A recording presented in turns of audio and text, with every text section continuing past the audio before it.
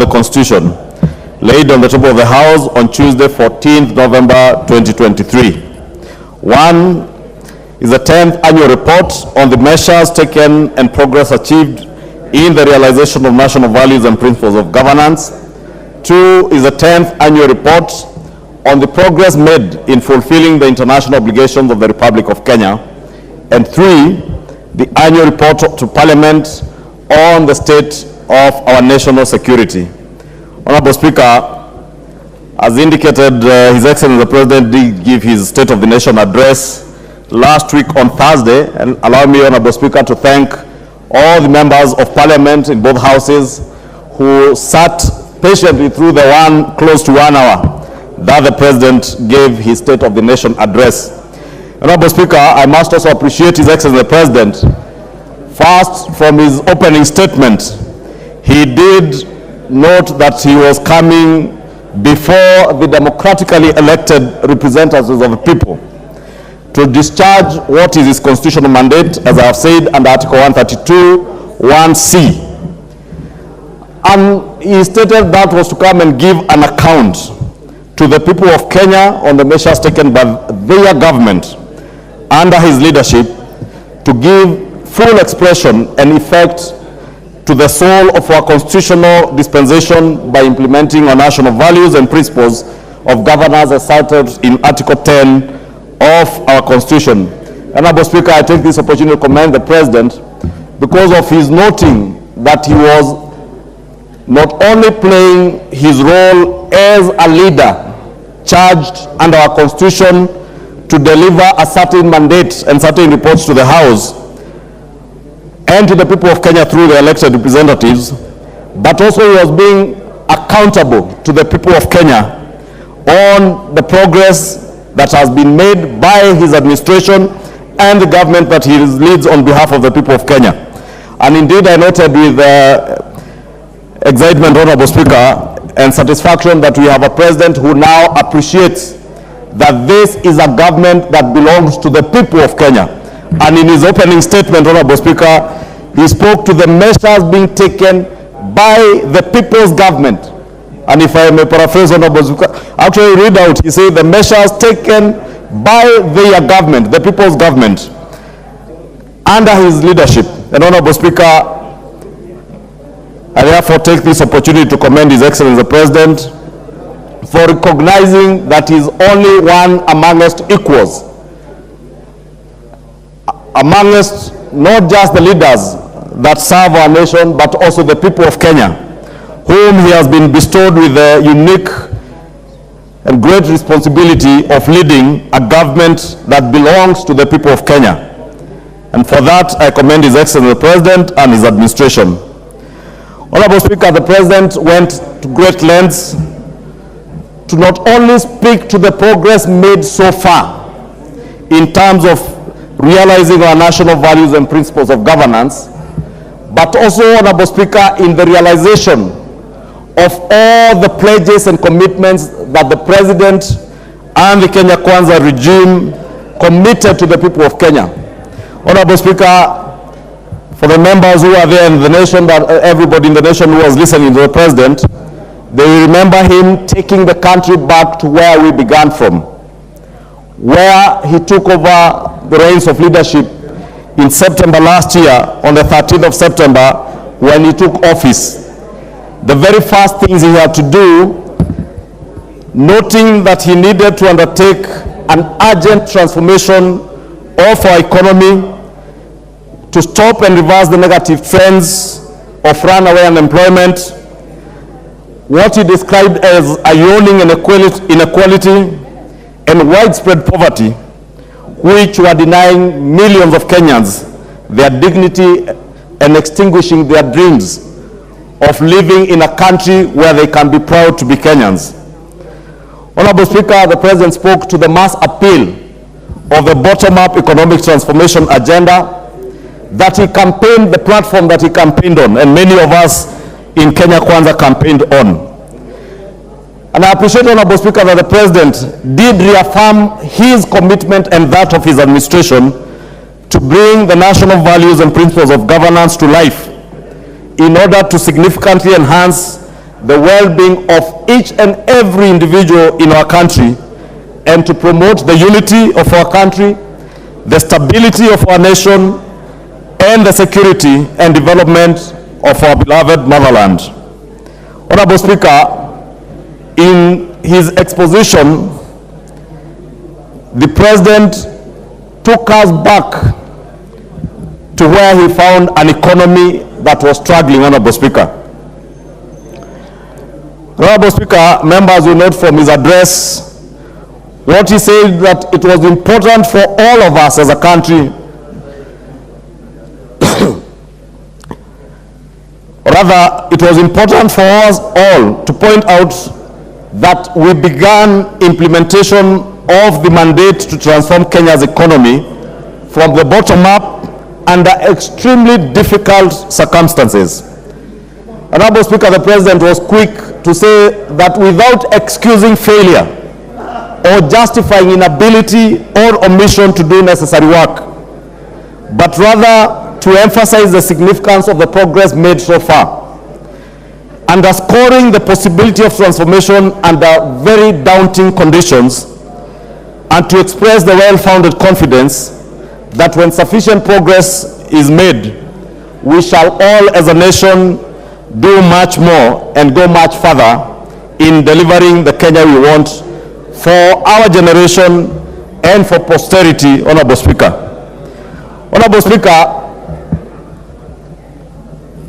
allow me also to commend and note the President's appreciation that, one, he took over leadership of this country at a time that our country's economy was fledgling, and using the bottom-up economic transformation agenda, he set out on a mission to transform our country's economy, and he notes that he has no time and no space to give excuses for any failure or even to justify inability by government or his administration or omission to do the necessary work. This Honorable Speaker tells us that we have a leader and a president who is leading an administration where there is an appreciation of where we are coming from. He knows, and we have an appreciation of the progress made so far. And Honorable Speaker, if members go through the entire speech, and I believe the entire address is now at the table office, Honorable Speaker, members will be able to draw reference to it.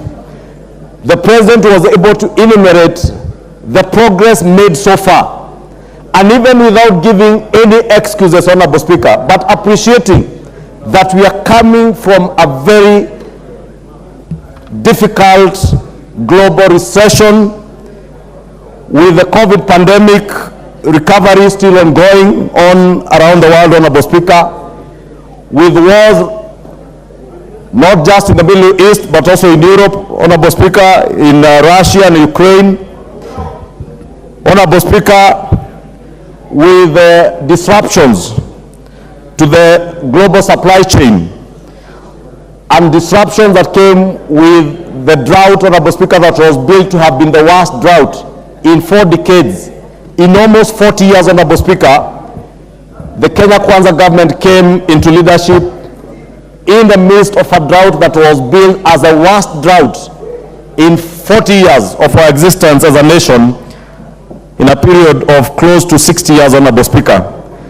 And without giving any excuses, Honorable Speaker, the President enumerated the measures that the government has taken to safeguard the well-being of our nation and to facilitate the recovery of our economy from the bottom up.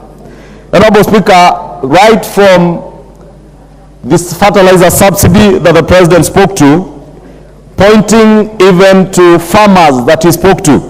Honorable Speaker, members will remember the mentions of Samuel Chacha in Kuria, Albert Ngunyi in Embu, farmers who were speaking to the President and appreciating the impact of the subsidized fertilizer, Honorable Speaker, in not only improving the productivity of their farms as individual farmers, but also in contributing to the 18 million extra bags that have been delivered by our patriotic and hardworking farmers, courtesy of the subsidized fertilizer, and of course, with the grace of the Almighty God in providing us with adequate rains in the last 6 months, and even the ongoing rains, Honorable Speaker.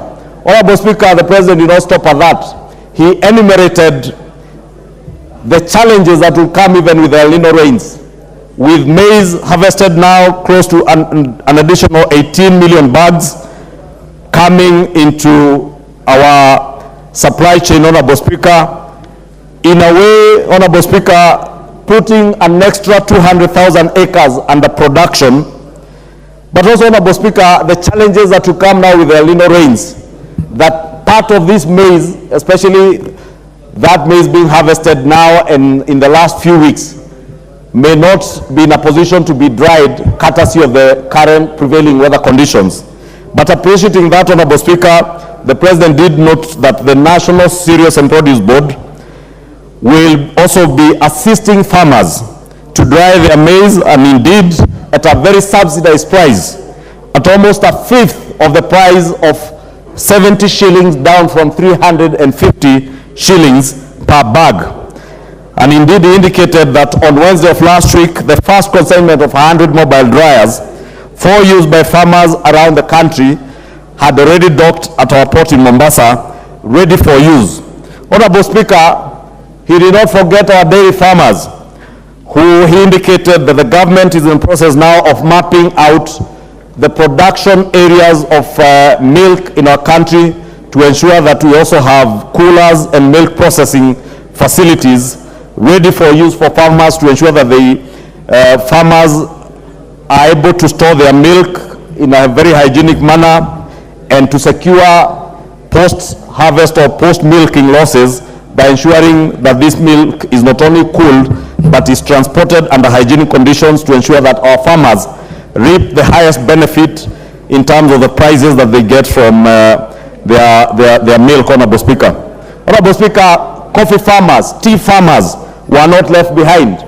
His Excellency the President enumerated even what our fishermen and fisherfolk down in Nyanza, in the coast, and even in the mountain, where people are now engaged in fish farming. Honorable Speaker, that the blue economy, Honorable Speaker, space is one of the areas that the government has really invested in. And the President, Honorable Speaker, I remember him speaking to about 22 new fish landing sites in 9 counties in Nyanza and the coast regions, Honorable Speaker. And I have been fortunate to have accompanied the President at least in Kabonyo, Kanyagwar, Kabonyo Kanyagwar, in Kisumu County, and also in Kilifi County, where my brother, the Deputy Leader of Minority, hails from, to commission some part of these 22 new fish landing sites. And in a way, Honorable Speaker, this is one investment that is going to change in a big manner and in a big way how those communities around our lakes and our water bodies, whether be it in the lake in Nyanza, Naivasha, Bogoria, Turkana, or even in the coast, Honorable Speaker, we will be able to reap maximum benefit from the fish that they're able to extract from our water bodies, and be able to get these fish processed and marketed from very hygienic conditions at the landing sites, Honorable Speaker. Honorable Speaker, on increasing productivity, Honorable Speaker, the President also did allude to the challenges that he found in office. Honorable Speaker, at this particular time, the conversation since last night, be it on social media, in hotels, and even at our own members' lounge here, Honorable Speaker, has revolved around the cost of living, and principally around the cost of fuel. Honorable Speaker, the President did allude in his address to the nation on some of the challenges that he found in office when he took charge. That, Honorable Speaker, the President came to settle bills of close to 60+ billion shillings on account of fuel subsidies and another close to 4 to 8 billion shillings on account of consumption subsidies that were geared towards subsidizing maize flour, I think, and sugar in the last 2 months of the last regime, Honorable Speaker. And members will remember, these are measures that were taken in the run-up to the elections. And Honorable Speaker, there has been a clamor for the reintroduction of these subsidies. And I am glad, Honorable Speaker, that the President went to great length to explain to the people of Kenya on the difficulty of entrenching consumer subsidies vis-a-vis having a system where you have sustainable production subsidies, Honorable Speaker. Because, Honorable Speaker, as the President stated, it was left to this regime or to his administration to settle the bills of the consumption subsidies that were effected in the last 8 weeks. Subsidies that were geared towards enticing the people of Kenya to vote in a particular way, Honorable Speaker. Honorable Speaker, it is one thing to seek political popularity, and it is another thing to do the right thing for posterity and for future generations of this country. Honorable Speaker, I just came from Stony Athi, where we are retreating on the national dialogue process. And the question of the cost of living is one of the key issues that we are having to deal with even at the national dialogue. And I want to encourage Kenyans to continue conversing and dialoguing with each other, because it is not until we are able to look at each other in the eyes and tell each other the truth that it is not tenable, Honorable Speaker, to subsidize fuel. It is not tenable, Honorable Speaker, to continue shoring up our shilling against other hard currencies. And I must commend the current administration in the central bank, because they have told us we have to deal with economic fundamentals as they stand without shoring up our shilling against the dollar or other hard currencies, Honorable Speaker. That we have to deal with the economic fundamentals and deal with sustainable economic solutions for the benefit of our generation and future generations. Honorable Speaker, we risked in the last 2 months of the last regime, Honorable Speaker, driving our nation into a pit that we would never have seen light at the end of the tunnel from that pit. But I am glad, Honorable Speaker, from the measures enumerated by the President and what Kenyans can see, this country is on the right trajectory in terms of recovery of the economy, Honorable Speaker. And I said it is one thing to say and do all the right things for the years. What will excite the masses, Honorable Speaker? It will be very easy for the President today to act populist, like those ahead of him did. Subsidize maize flour, subsidize fuel, Honorable Speaker, or even today declare that we have done away with VAT on fuel, for instance. But, Honorable Speaker, the question that we must look each other in the eye and ask ourselves, even if we had not a single tax on fuel today, will the cost of fuel continue to rise amidst the global rise of oil prices, Honorable Speaker? And the straight answer, Honorable Speaker, whether we like it or not, whether there are taxes loaded onto some of the products that we are dealing with, like fuel, if the global oil prices continue to rise on account of the war in the Arab world, in the Middle East, or in Ukraine and Russia, Honorable Speaker, if you are not able to change certain fundamentals like those of that war, if you are not able to change fundamentals as the global supply chain disruptions that came with the COVID pandemic, if you are not able to reverse the climate change issues, Honorable Speaker, the West, in Europe, in the Americas, Honorable Speaker, they are now at the onset of winter. the demand for fuel for heating in their homes is at a very high level, Honorable Speaker, and demand for fuel will continue being there. Honorable Speaker, until and unless we deal with those fundamentals, we can only be lying to each other and lying to our people. Pretending to shout from rallies and funerals that we can subsidize fuel, Honorable Speaker. Our economy today cannot bear the burden of subsidizing fuel, Honorable Speaker.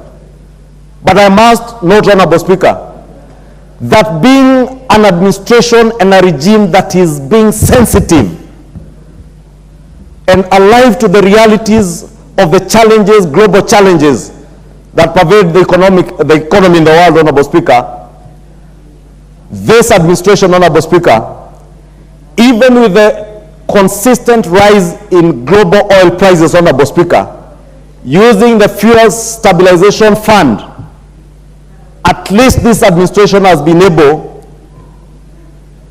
to preempt very high spikes and standardize the pricing using that stabilization fund, Honorable Speaker.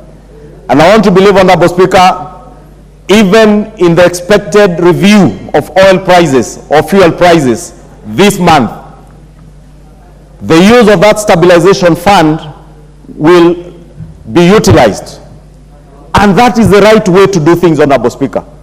Otherwise, we can continue subsidizing fuel, continue accumulating the kind of bills that we are accumulating to the tune of 60 billion shillings for a period of only 7 to 8 months, but sink our economy and our country into a debt hole that we will never get out of, Honorable Speaker.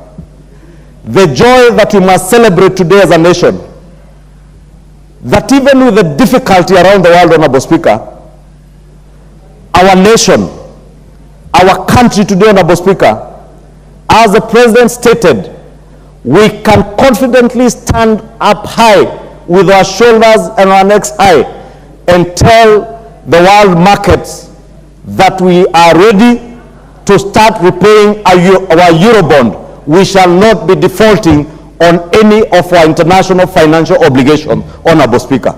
And I must commend this administration and the President for the measures taken to ensure that we do not take the route that has been taken by other African countries. Honorable Speaker, let me say it all begins and ends with leadership. With the right leadership, you do the right things at the right time. With the wrong leadership, Honorable Speaker, you will be tempted to do all the populist things that we speak about in funerals and rallies over the weekends, Honorable Speaker, that we can afford, knowing very well that we can't, Honorable Speaker, to subsidize food, to subsidize fuel. Honorable Speaker, all the things that we cannot afford as a country, Honorable Speaker, we must be bold enough to look at each other in the eyes, to look at Kenyans in the eyes, and tell them that we were in a bad place, but we are getting somewhere, Honorable Speaker. I am very confident, Honorable Speaker, and I know those who never voted for this government, those who never believed in this administration, those who do not support this administration will not agree with me or agree with the President when he says that this economy has now been stabilized. We are now out of the hole. We can now see the horizon. We can see where we are going, Honorable Speaker, as an economy. That will not be clear to those who believed in subsidizing consumption, Honorable Speaker. That may not be clear to those who believed that state capture, Honorable Speaker, and the fight against corruption was a war to wage against individuals and not something to do for posterity, Honorable Speaker. I am glad the President spoke and addressed the nation on what is his administration not only intends to do, but is doing on the fight against corruption, Honorable Speaker. And I know many of us, again, those who never believed in this President and in this administration, have taken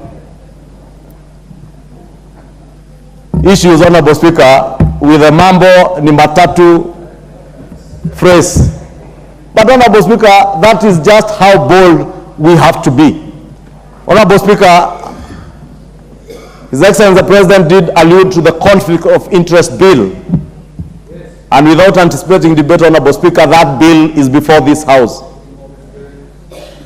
I wait with bated breath, Honorable Speaker,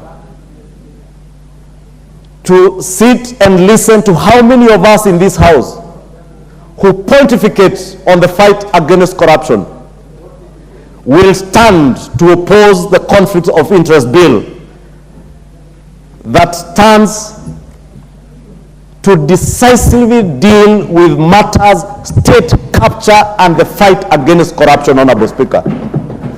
The shoring up of our interest, of our shilling against the hard currency, Honorable Speaker. Kenyans may not know that on account of state capture, our shilling, our foreign exchange reserves were being manipulated on account of state capture, because those who held instruments of power were also players in the banking sector. Government agencies, government departments were being forced to bank with particular banks, private banks, Honorable Speaker. But we have opted, Honorable Speaker, out of magnanimity, not to look back, but to forge ahead, knowing that we found an economy that was in the doldrums, without looking back at who did what through state capture, Honorable Speaker, to focus on what needs to be done now, urgently, to get our economy working again, and not working for those in government today, not working to those who are policymakers today, but working for the downtrodden, working for those at the bottom of the economic pyramid, Honorable Speaker. We speak about social protection, Honorable Speaker. What greater social protection can we speak about if not the National Social Insurance Fund, Honorable Speaker, that seeks to create a social insurance fund for millions of Kenyans who cannot afford their health care today, Honorable Speaker. Honorable Speaker, we may speak until the cows come home. You are on home stretch, Majority Leader. You are on. I have not read the light, Honorable Speaker, and that's why I'm saying I can speak until the cows come home. But I cannot overemphasize the need for all of us to stand up as patriots and do the right thing for our economy. For all of us to stand up and join in the fight against corruption for the sake of our generation and future generations. For all of us to stop being populist and do the right thing to get this economy back on its track, even without looking back, Honorable Speaker, but forging ahead together, united as a nation, for the posterity and prosperity of our great people and our nation, our motherland, Kenya, Honorable Speaker. Honorable Speaker, I now beg to note the thanks of the House on the State of the Nation address and request the Deputy Leader of Majority, the Honorable Ichungw'A, member for Kilifi North, to second this motion. Honorable Mbaya, you have 5 minutes to second. Not 10. 5. Thank you, Honorable Speaker. Honorable Speaker, one, I want to note the thanks of the House for the President's State of the Nation address, by one, noting the President's emphasis on transformation. That transformation is underway. A president gives hope to his nation. A president looks at the sunny side of things for the country. And President William Ruto did just that when he came to this House to deliver his State of the Nation address. That the many things that he has done cumulatively, there is hope for this country. A hope that his better or his bottom-up economic transformation agenda is going to transform this country, put it on the steady, and that this country is looking forward to better days than where we have come from. So I want to commend the President for this speech, a speech filled with hope, a speech filled with promise, but also a speech filled with important items and activities that he has undertaken in the first 1 year to ensure that the country, this ship has been put on the steady. Honorable Speaker, one of the most important things that I thought I picked in this speech, Honorable Speaker, is that better is not just about economic transformation, but it is also about, as he states it in his fourth paragraph, it's also about social justice. It's about inclusivity. It's about democracy. It's also about protection of the marginalized. Honorable Speaker, very many people did not go into the depth of what better is about. It is about social justice. Very many people in this country have suffered, and very many people have suffered under state apparatus in this country. We heard about the many killings that were being carried about by DCI. We heard about the Riviera bodies. We heard about people being killed by instruments of government.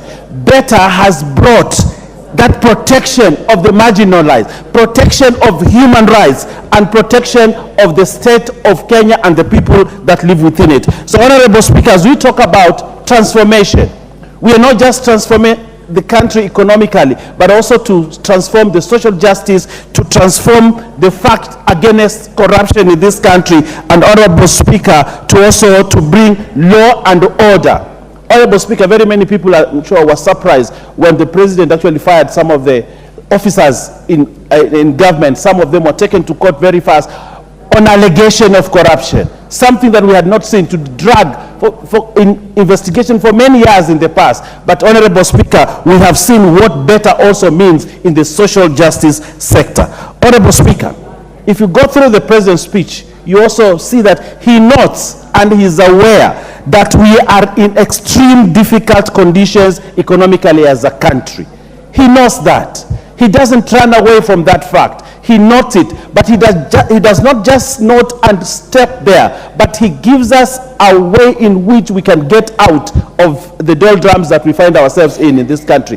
First, Honorable Speaker, he talks about the transformation in agriculture, the inputs he has made, the kind of infrastructure laid out in agriculture. Kenya is still an agrarian country. The manufacturing in this country will come from nowhere else but from agriculture. It behoves on the head of state to ensure that he develops the sector of agriculture. And, Honorable Speaker, the subsidies in fertilizer, the seeds, the input, the credit that goes into agriculture, Honorable Speaker, will bring us positive results as we trudge on the way. Honorable Speaker, I note with appreciation when the president says we are putting the shame of hunger to rest for this country. And I think every year this parliament sits back one time and says, you know, we have hunger in this country. We need to mobilize the resources. But the president has decided to take the bull by its horn and has told this house in his State of the Nation address that henceforth we must put to shame the issues of hunger in this country, that we must stop, that every time we have to give food to people because they're hungry. We need to grow food. Everybody needs to grow food so that there is enough food for the nutrition and also for manufacturing in this country. Honorable Speaker, the president also announced the transformation in education. In the 12th parliament when we were here, we had very many issues with CBC. And everybody was apprehensive about how CBC was going to be, what junior secondary was going to be, what senior secondary was going to be. But the president has steadied the ship, and in his State of the Nation address, he talks about it with passion, with precision, that the education sector in this country is on the right foot and is going to steer it in the right foot. As I can see, the light is on, Honorable Speaker. But you know, I am on the high. Your time is up.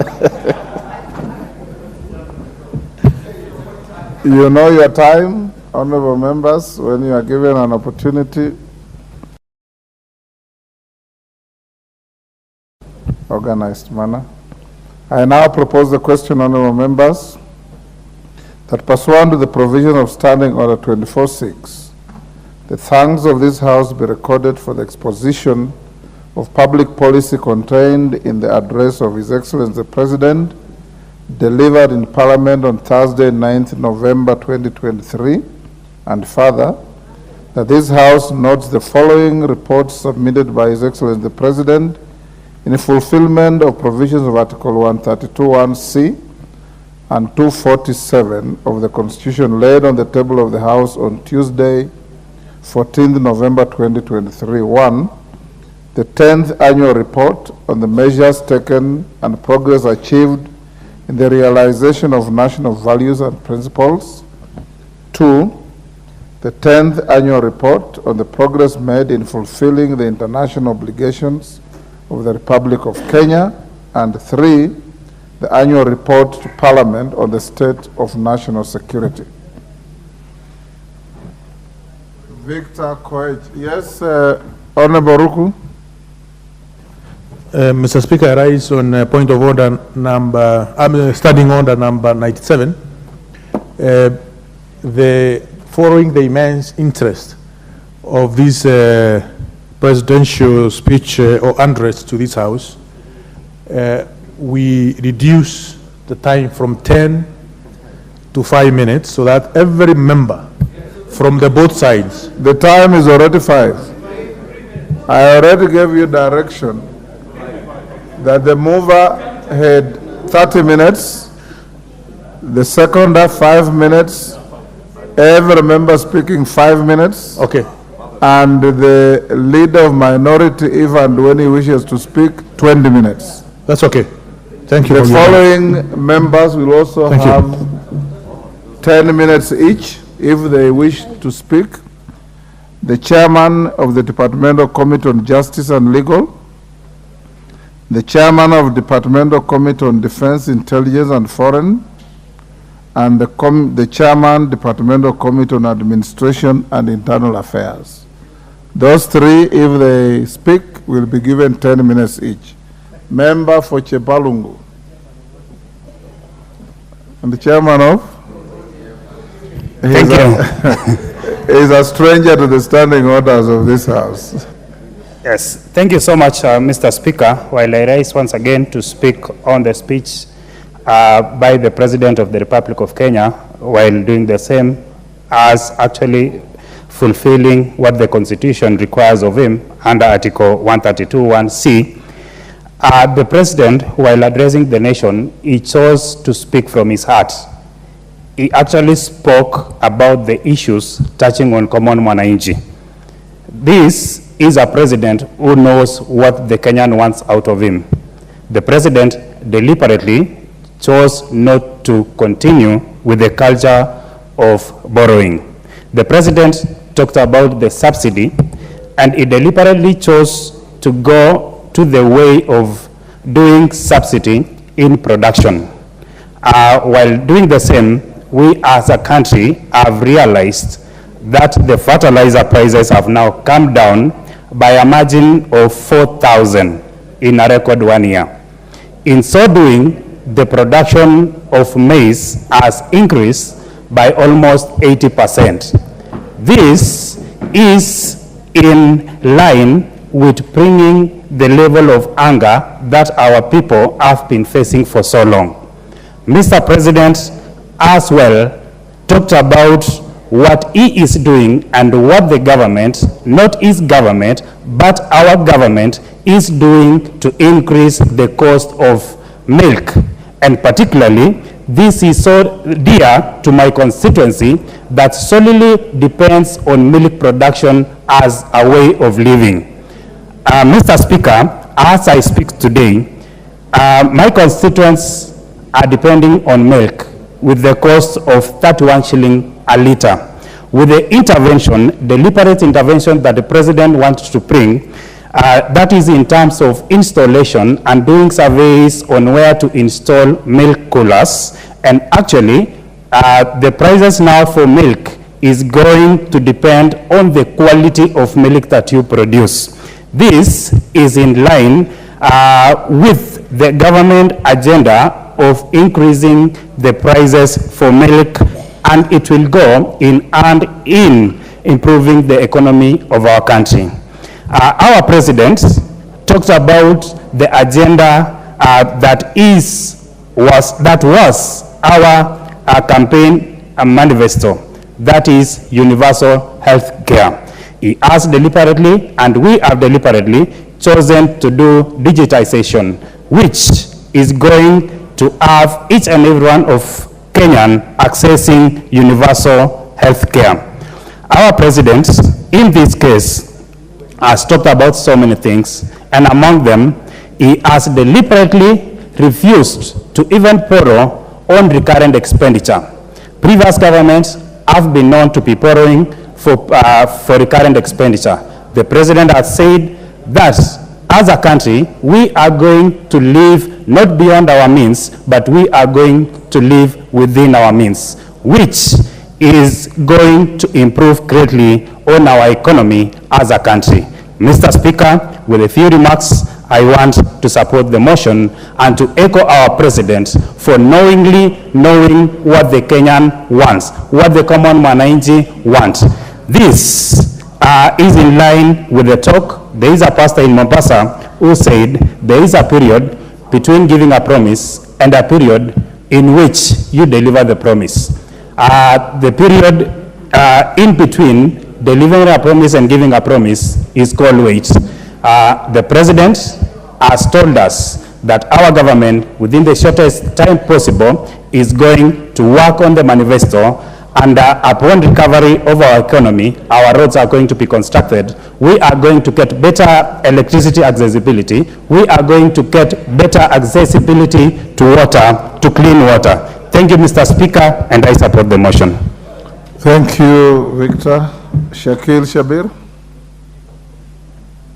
Thank you, Mr. Speaker, sir. Mr. Speaker, I would like to comment on the speech of His Excellency the President. Mr. Speaker, His Excellency the President has recognized and based himself on the three pillars in the Constitution: the pillars of economic justice, the pillars of political justice, and the pillars of social justice. In the speech, I have heard that they recognize the fact that we are in hard times. In hard times, you have to take hard decisions, and we must also be able to cut down our cost. What I didn't hear, and I am sure is there, is the fact that there must be certain deliberate way to reduce our costs, reduce the amount we are spending ourselves. Mr. Speaker, I come here in Parliament and I see flowers, 5,000 shillings per setting. I think those are the things we need to stop, not only here, but in all the ministries. Mr. Speaker, sir, His Excellency the President, I was so pleased to hear about his issues on corruption. Mr. Speaker, sir, they talked about state capture. We've never really dealt with the name corruption, but I was so pleased this time that he was able to clarify what his stand is on corruption. And if the executive will of corruption is there, Mr. Speaker, sir, we are going to deal with this. We will be able to sort out many of the issues of corruption. I was most pleased about his instruction or request, not instruction, request, that the conflict of interest bill be passed quickly.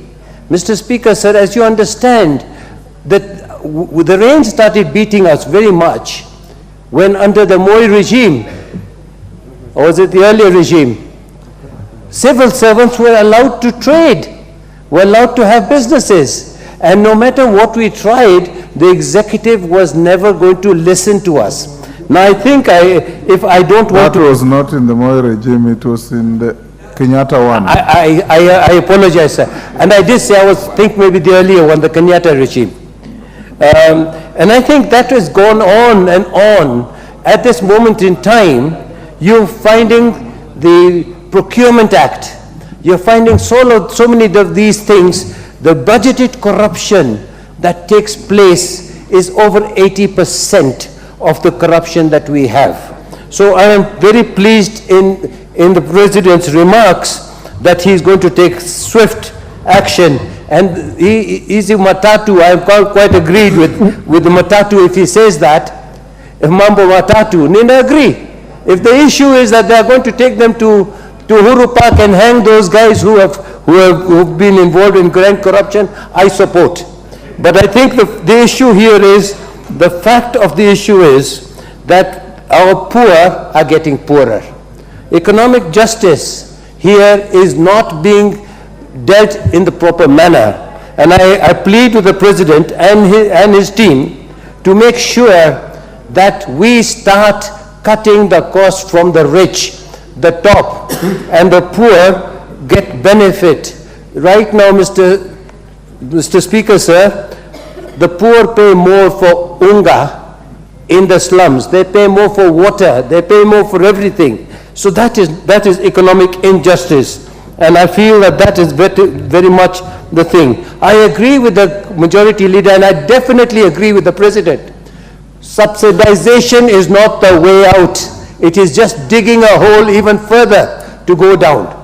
I'd like to say that this is the sort of thing that we need to do. Mr. President, sir, the debt office must be made independent. Let us make the debt office autonomous so they're not being monitored by others. And finally, Mr. Speaker, sir, I suggest that us members of parliament should fly economy when we are going anywhere on our visits abroad, like the British are doing, like the Americans are doing, not business class, which is 5 times more than the economy class. Thank you, Mr. Speaker, sir, for giving me that time. Doris Donya.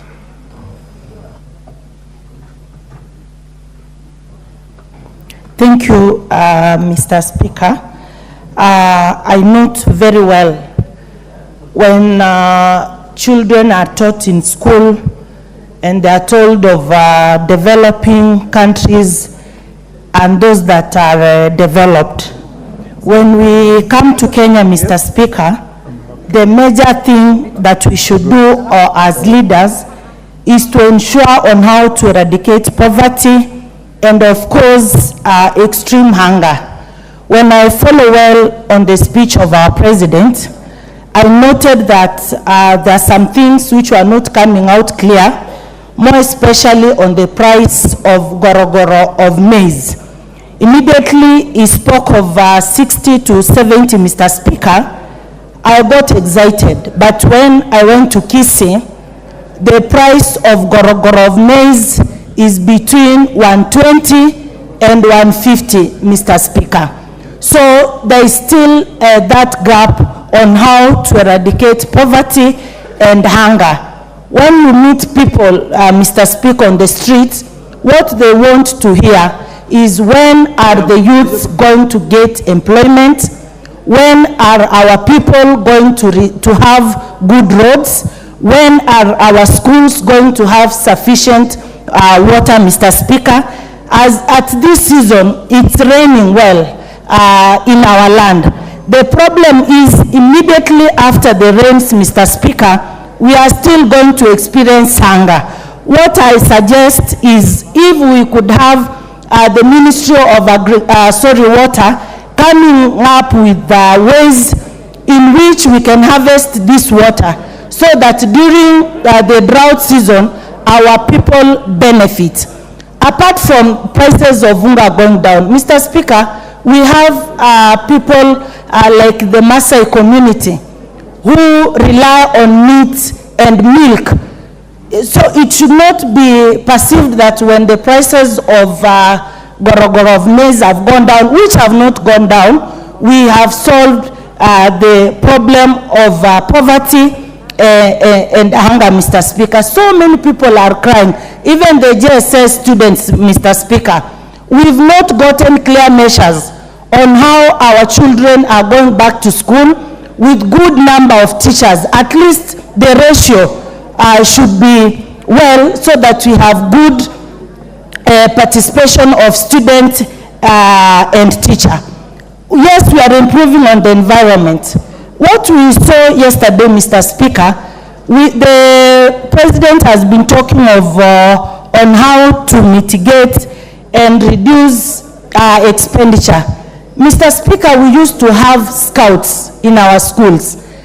I remember when I was in Kaplong Girls, we could plant trees, visit the sick in hospital. If this thing of planting trees can be taken back to our learners, they are taught, it is made a daily routine, we can save and have a better Kenya. Thank you, Mr. Speaker.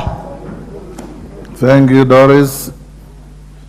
John Waweru Dagoretti, South. Mr. Speaker, I thank you. And I'll start by congratulating the Parliament for organizing such a good afternoon for the State of the Nation address, with yourself on the chair, Mr. Speaker, being the main host.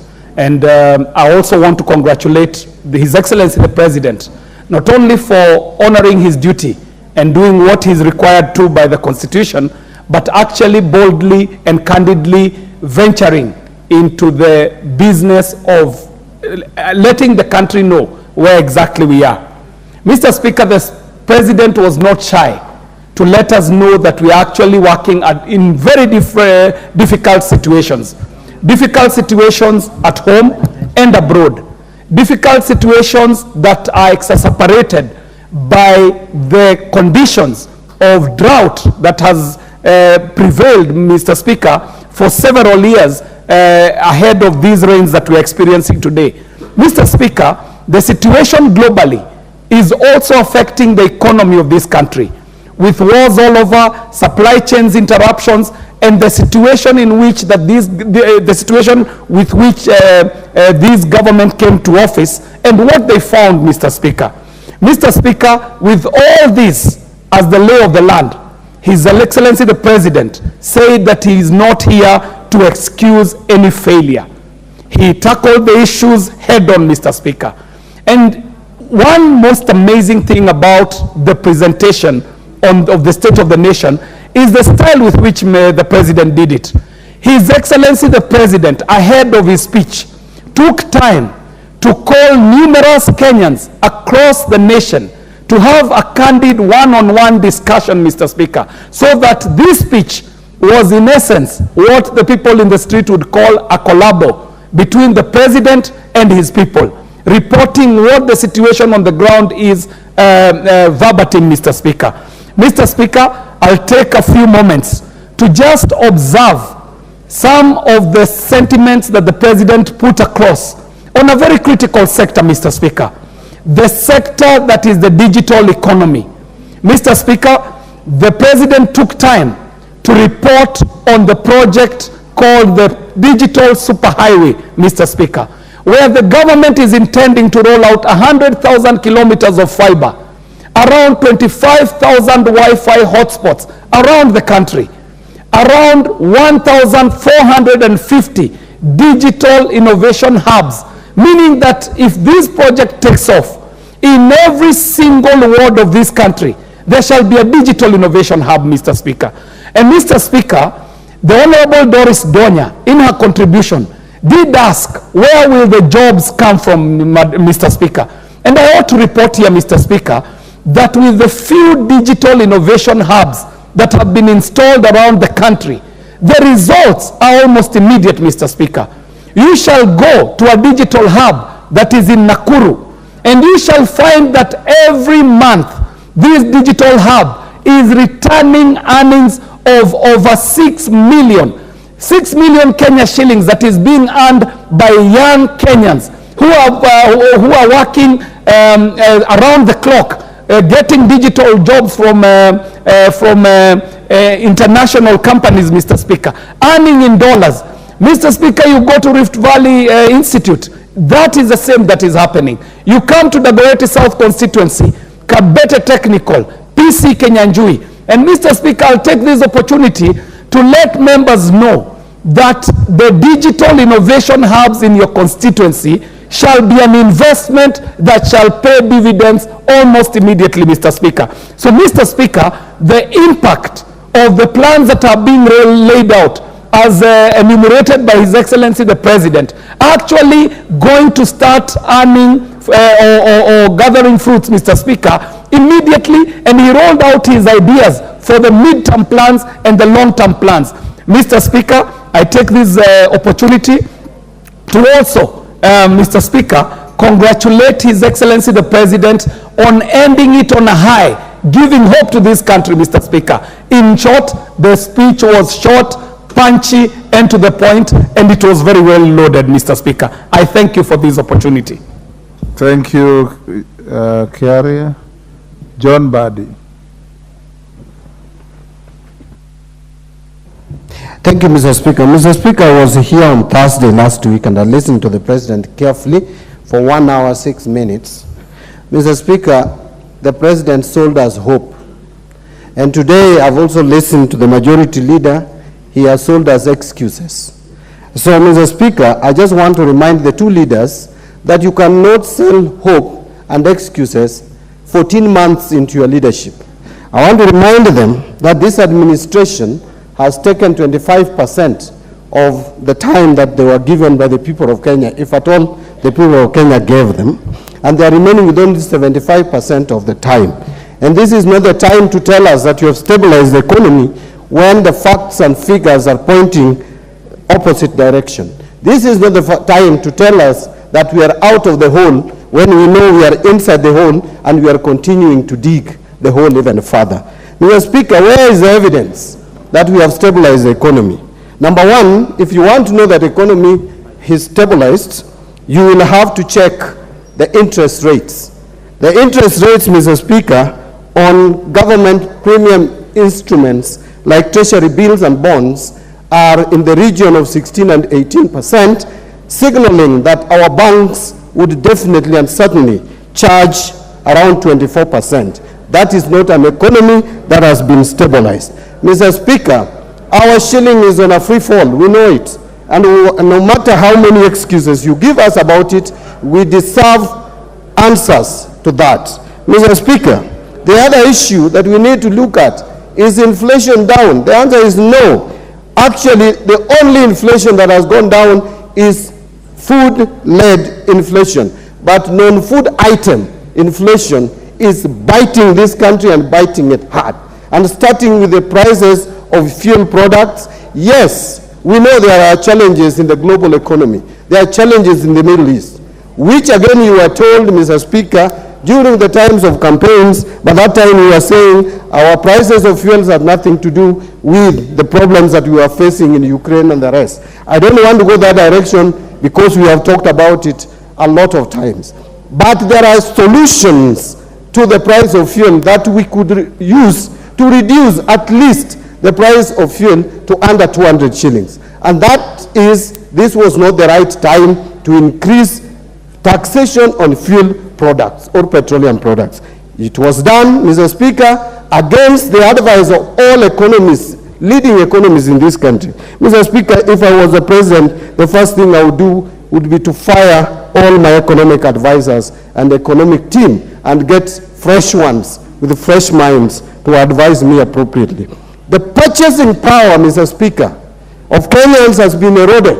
And therefore you are telling Kenyans that they are better off.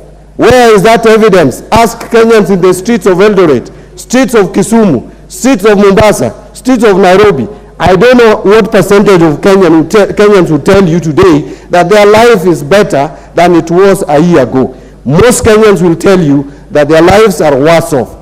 You cannot, when the economy is not doing well, you cannot increase or change taxation policy to the disadvantage of consumers. You cannot increase taxation when when people are struggling. And therefore, where we are, you have affected the purchasing power. When you affect the purchasing power by reducing people's disposable income, what is the net effect? The net effect is reduced demand for goods and services. What is therefore again the net effect of that? Low production. What is the net effect of that? Unemployment. And therefore, how are you helping the economy? Mr. Speaker, you cannot claim that you are fighting corruption when your own senior officers are using government resources to hire 8 choppers to a single fundraiser in the village. You are asking all your ministers, cabinet secretaries, on a day, Monday, you buy seedlings for 10,000 and you hire a chopper for 1 million to go and plant the trees. What kind of austerity measure is that? Mr. Speaker, I want to conclude by saying that Kenya is in a drip. If at all we were talking of Kenya being in ICU before the last election, it is now in a drip, and we are just surviving by the grace of God. We are praying that somehow some miracle happens, that Kenya survives. At this rate, with this administration.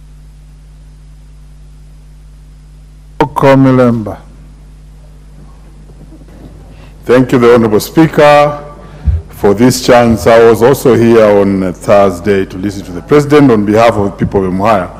And Honorable Speaker, I listened with my third ear. And one thing, as a student of Eastern government and also a student of Ruto'S on speech, I was happy that the President was very confident, and he actually gave hope to the Kenyans. He was also very clear in his mind to say what was truthful, what could be done, and what could not be done. And that's what this country possibly needs, because we cannot afford to live a lie. And that is the general outlook of what I saw in the speech. And what the Kenyans really need now is hope, because he was able to explain where we were, where we are headed to, and where we intend to go to. Honorable Speaker, there are three remarkable things I will highlight which were spoken on. Number one, the President was able to speak on the issue of education. And on education, he explained an array of reforms that he has brought to bear to try and improve the education system. And I must begin by thanking the President, because I've been in the education system for a long time, Honorable Speaker.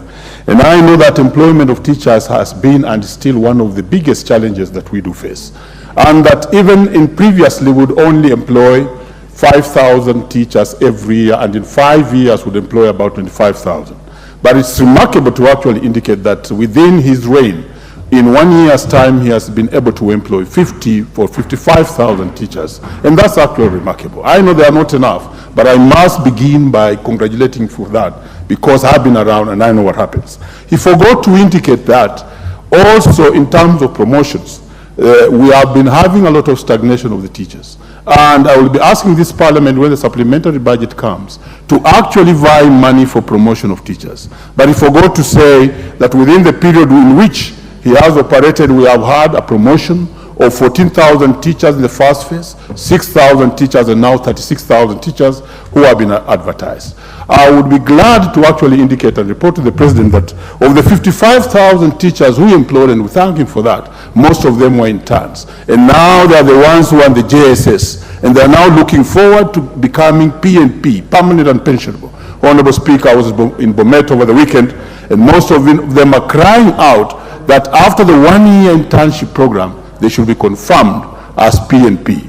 I'll be asking this House to support the President by actually vying money to make all those intern teachers who are in our JSS and other parts of the schools to become PNP. Honorable Speaker, the next thing I want to speak on, which came out very clearly in the President's address, was the issue of the economy. And here he was very, very firm and clear.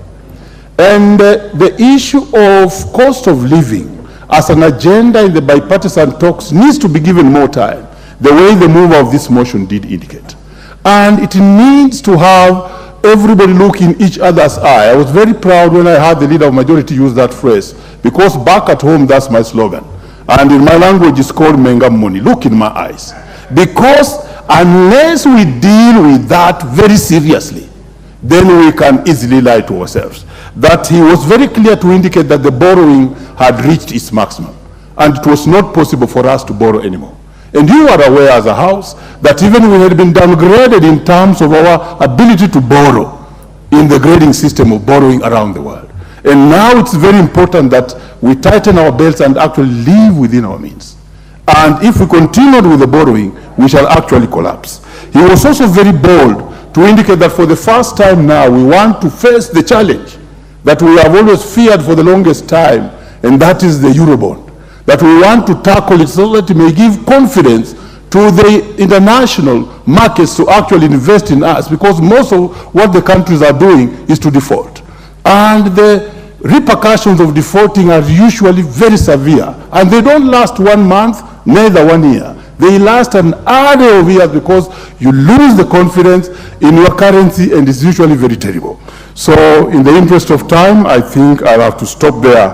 I'm unable to speak on agriculture, which I think is the most important thing, because productivity must be encouraged and not consumption. Thank you, Honorable Speaker. Zamzam Chimba.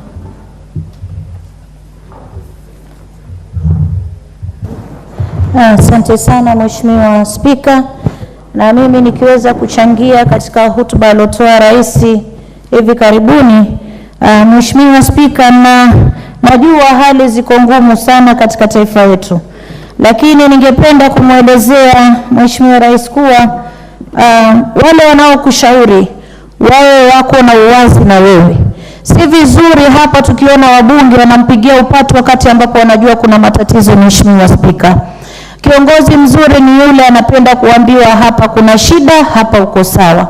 Na Mheshimiwa Spika, nimeona Rais kweli anajaribu kujibidisha, ila kuna masala ambayo hakuweza kuzungumzia, kwa sababu kiongozi mwema huzungumza yale matatizo alionayo na yale mazuri aliyofanya. Hatukuweza kuona hilo katika hotuba ya Rais. Mheshimiwa Spika, Mheshimiwa Spika, hotuba ya Rais pia haikuweza kushika hali tata, yani hisia za wananchi zilivyo katika taifa hili. Mheshimiwa Spika, wananchi wanahangaika na njaa, taksi ziko juu, ushuru unapanda kila kukicha. Tumeona zingine katika vitambulisho, tumeona chakula kimepanda juu. Mheshimiwa Spika, kwa hiyo wananchi walikuwa wanasubiri kusikia atashika masala gani yanayogusa mwananchi wa kawaida wa kule chini. Mheshimiwa Spika, Mheshimiwa Spika, nikizingatia kuwa mafuta ama fuel pia imepanda juu, na ukiangalia stima pia imekuwa katika hali tata katika nyumba za Wakenya wengi. Mheshimiwa Spika, Mheshimiwa Rais pia aliweza kukwepa swala hili kulizungumzia, na mimi nataka kumwelezea kuwa Rais ndio unajaribu, lakini nafikiri unawashauri ambao hawakushauri vizuri. Mheshimiwa Spika, inakuwa aibu kwa kiongozi wa taifa kuweza kutangaza kuwa sasa mvua El Nino haitokuwepo, kisha siweze kuwa na mipango ya kukabili El Nino, alafu sasa tuanze kuona mvua inanyesha. Hii sio kuwa ni hoja ya Rais mwenyewe, aliweza kuwa advice kuwa hii haitokuwa. Na ndio maana nasema huenda yeye ana nia nzuri na Wakenya, lakini wale waliomzingira wanaompa advice hawamuelezee vizuri. Na ndio maana mimi nataka nielezee wabunge wenzangu, msiwe watu wa kupiga ngoma tu, mpiga ngoma mkicheza hamjui muziki waenda vipi. Ni lazima hapa, hili ni bunge la uwazi, kuelezana ukweli. Tuweze kumwambia Rais hapa umefanya, hapa kumepunguka, hapa jibidishe. Huo ndio mjadala ambao unafaa unaendelea katika bunge hili. Mheshimiwa Spika, lakini tukiwa watu wa kusema kuwa tukupongeza wakati ambapo kule nje mambo si sawa, hata yeye mwenyewe anapokaa anajua kweli hawa wabunge wangu hawanipendi. Msifikiri kuwa Rais hana akili, ana akili zake na anajua na anaangalia. Anatamani hata siku moja mbunge ambaye yuko upande wake aweze kumwelezea ukweli kuwa Mheshimiwa Rais, hapa airport kuna shida iko hivi. Mheshimiwa Rais, wananchi wanalia, mafuta yanapanda, hawana chakula. Tunaweza tukafanya namna gani? Na kiongozi mzuri ni yule ambaye kama hali mbaya katika taifa, Mheshimiwa Spika, anaangalia, asifanye mambo 1000 kwa wakati mmoja.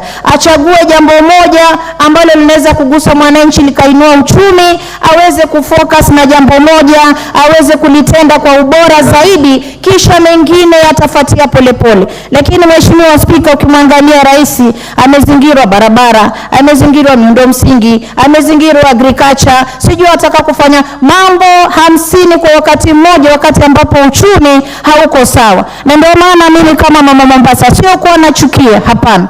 Nampenda tena sana, lakini nitakuwa mwazi kwake kusema kuwa hali si sawa kule mashinani, na wala asiwasikize hao wabunge wanaompigia kengele na ngoma.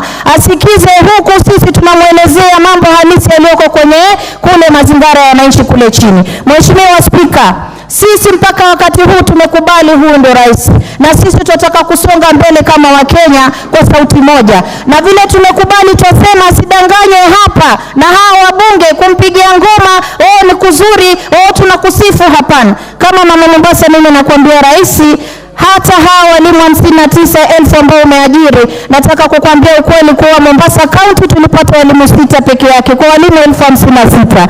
Katika hizi za wifi 25,000, mimi nataka kumwelezea rais, Mombasa imekuja 2 peke yake. Kwa hiyo kama anapenda ugatuzi kama alivyosema, pengine wale wanaomshauri hawamwambii vizuri, na mimi kama mama Mombasa County napenda kumwambia kuwa ajibidishe, akazane, lakini asidanganye na hao waheshimiwa wengine. Asante sana. Mama, what is your point of order, KJ? Mheshimiwa Spika, ningependa utueleze kama mjumbe huyu wa Mombasa amekiuka kanuni za kudumu hapa bungeni kwa kuweza kuwapotosha wabunge kueleza kwamba kunavyo vituo ambavyo vimebuniwa vya kidijitali, akijua vema kwamba wewe mwenyewe uliweza kutuita mkutano hapa wa Kamkunji na tukaweza kujadili masuala haya ya vituo hivi, kwamba ni majukumu ya wajumbe kuweza kushirikiana pamoja na serikali kuu kubuni hivi vituo ambavyo ni vituo vya kidijitali.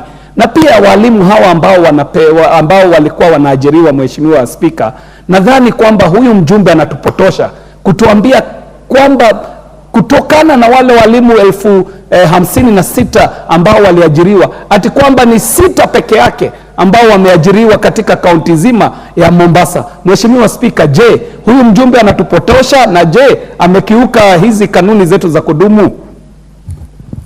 Hayo maoni na namba ni zake. And in future, Mama Zamzam, when your colleague is on his feet on a point of order, you take your seat. Maliza, una 30 seconds.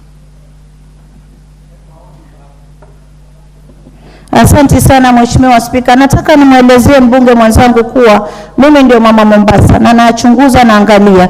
Na hapa tulikuwa na yule waziri kweli. Lakini wewe unajua kama aliweza kuzindua sehemu 2 ya kuweza kuweka wifi, ikiwa unaweza kupinga hapa, mimi nakwambia usilolijua na usiku wa giza, angalia ya kwako ni angalia kwangu. Kule kwetu walimu walikuwa ni wachache sana kuzingatia na namba ambazo zimetolewa 56,000. Kwa hiyo tuweze kuheshimiana, zungumza Dagoreti sijui ni wapi, mimi niachie ya Mombasa.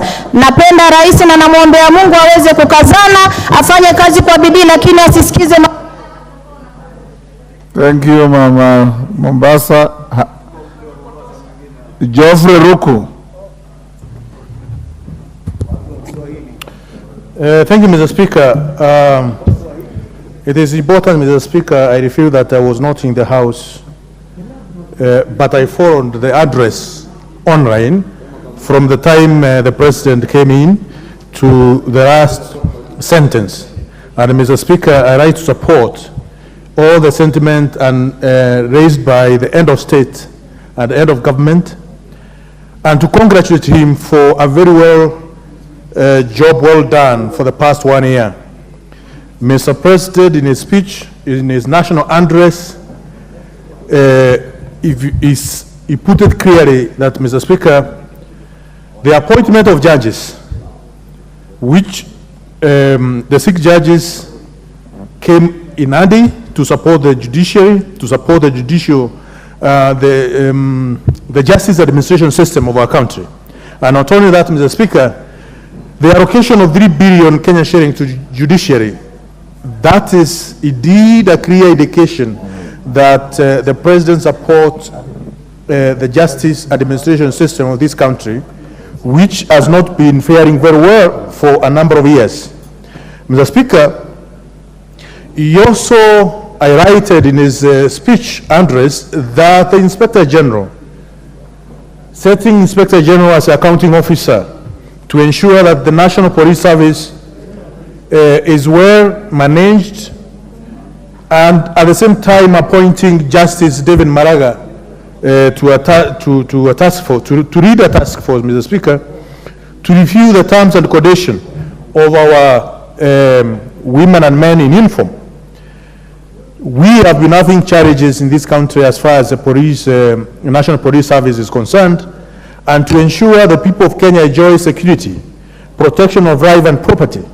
This is something which the President did the very first days in his office, in office as head of state and head of government.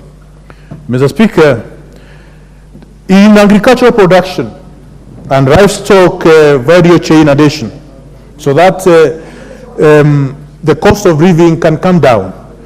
A lot of investment which has been done by the government, led by the president, at the moment is yielding fruit.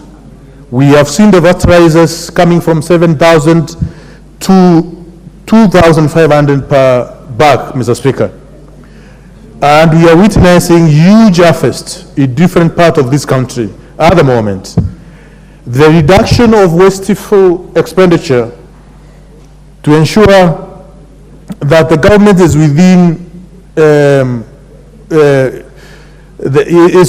is controlling the expenditure. You remember in a speech and what the president has done to ensure no government officer can spend more than 7 days outside this country, and any unnecessary expenditure in our offices, in public service offices, has been cut down, Mr. Speaker.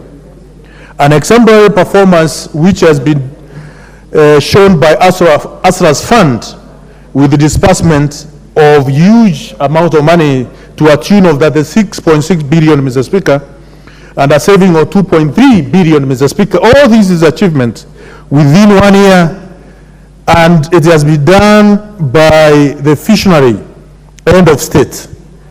Mr. Speaker, we witnessed the employment of almost 60,000 teachers and 8,000 primary school teachers for the junior secondary schools.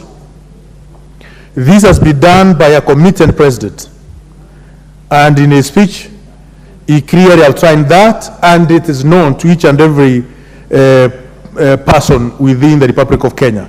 This is something which has never been done in the past, and it can only be done through commitment, passion, and diligence in service to the people. Mr. Speaker, the passing of a universal health bill, as well as the primary health act, Mr. Speaker, and the Facility Improvement Financing Act, which the government, led by His Excellency the President, has championed to ensure there is enhancement of health care. Your time is up. James Nyikal. So that you don't appear to be unfairly truncated when you are contributing, you look at the clock. There's the amber light that warns you. When the amber comes on, you have 1 minute. When the red comes on, you are switched off. James Nyikal. Thank you, Mr. Speaker, for giving me this opportunity to comment on the President's speech, which is in line with the constitutional requirement, Article 132, to indicate the measures taken and the progress made in achieving the principles that guide us from Article 10. Mr. Speaker, my summary of this really is, once again, we are the list of policies, promises that are to be done. And let me say, a fair amount of report on process indicators, which means what needs to be done and where we have reached, but actually it did bring us to what has actually done. In my view, at these times, what we expect, Mr. Speaker, we expect results that affect our daily lives, not good plans, not processes that have been put in place. For example, Mr. Speaker, we will not tire of talking of the cost of living. We keep saying that actually we cannot go into subsidy, but if you have a crisis in your hands, you first of all deal with the crisis before you go for long-term measures. We keep saying, for example, that the cost of fuel cannot be touched because it is a consumption subsidy. I'll never be convinced, Mr. Speaker, nobody can, that a subsidy in cost of fuel is consumption.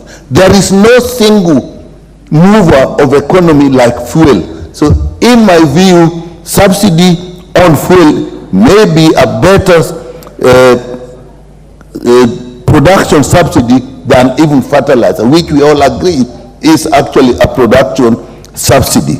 And when we say the cost of fuel is probably a problem that arising from other events in the world, why are there differences within the region? As Mr. Speaker, the cost of fuel has about 5 levies and a heavy VAT tax on it.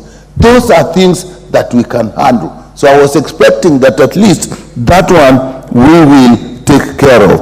Mr. Speaker, when we talk of in the area of education, we had good indications, primary education funding, primary university educations, but up to now really, we are just starting to see the fees being paid, and there are still a lot of students who are in universities and their fees have yet to be paid. When we talk of universal health coverage, we have changed laws. Changing laws is not the same as actually getting results. And I'm worried, Mr. Speaker, even the laws we have changed have opened ourselves to a lot of activity from the private sector. We literally may hand over the processes to the private sector. I'm not so sure we'll get much there. Mr. Speaker, when we are talking of even social protection, we have changed the structure. A member mentioned NSSF. I don't know whether we are aware here that in our new arrangement, there are actually 2 tiers of NSSF payment which are being made by employees, where tier 1, which is a small proportion, actually is what NSSF is going to manage, while tier 2, which is a bigger proportion, is actually going to the private sector. So, Mr. Speaker, I remain worried, because we are talking more processes, more policies, but we are not getting to the point of saying this is what we have achieved, is affecting your life today. We talk of 11 landing beaches that have actually, in Kisumu County alone, there are 35 landing beaches. What is 11 for the whole country? That is a drop in the ocean. When we are talking about the justice system, what we are saying is we have employed judges. You can employ people, you can put money, but if the governance structures are not working, you still will not get results. So what we are looking for is results. When we are talking of security, we talk of funding the police. I think those are good things, but we must move away from thinking that policies, funding will eventually turn into actual delivery of what people need if we do not pay attention to the issues of governance that will move these things to allocating money. Your time is up.